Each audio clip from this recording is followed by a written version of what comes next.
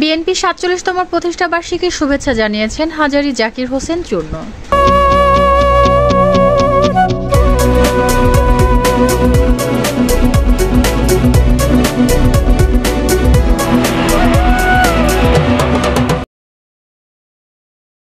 আসসালামু আলাইকুম, এডিপি বাংলা সংবাদে সবাইকে স্বাগত জানাচ্ছি আমি ঐশী ইসরাত কাজল।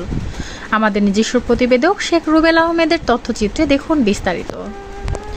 বাংলাদেশ জাতীয়তাবাদী দল বিএনপির ৪৭তম প্রতিষ্ঠাবার্ষিকী উপলক্ষে নেতাকর্মী সহ সকলকে শুভেচ্ছা জানিয়েছেন সুজানগর উপজেলা বিএনপি সাধারণ সম্পাদক ও সুজানগর উপজেলা চেয়ারম্যান পদপ্রার্থী হাজারী জাকির হোসেন চূর্ণ।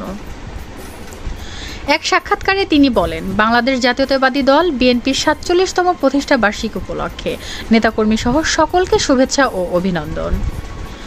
১৯৭৮ সালের ১ সেপ্টেম্বর জাতির এক মহাক্লান্তি লগ্নে বিএনপির প্রতিষ্ঠার মাধ্যমে দেশের মানুষের হারিয়ে যাওয়া গণতন্ত্র প্রতিষ্ঠা করেছিলেন শহীদ রাষ্ট্রপতি জিয়াউর রহমান।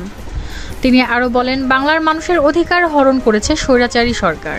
দেশের সাধারণ মানুষের অধিকার প্রতিষ্ঠার আন্দোলন করতে গিয়ে বিএনপির চেয়ারপারসন ও ৩ বারের সফল প্রধানমন্ত্রী বেগম খালেদা জিয়া আজ জালিম সরকারের ষড়যন্ত্রে শিকার হয়ে বিনা অপরাধে মিথ্যা মামলায় কারাগারে অন্ধকার প্রকোষ্ঠে দিন কাটিয়েছেন দীর্ঘদিন। তাই আজকের প্রতিষ্ঠাবার্ষিকীর এই দিন আমাদেরকে শপথ নিতে হবে, গণতন্ত্র প্রতিষ্ঠা করা, আর সে লক্ষ্যে সকলকে ঐক্যবদ্ধভাবে আন্দোলন সংগ্রামে ঝাঁপিয়ে পড়তে হবে। সকলকে প্রতিষ্ঠাবার্ষিকীর শুভেচ্ছা।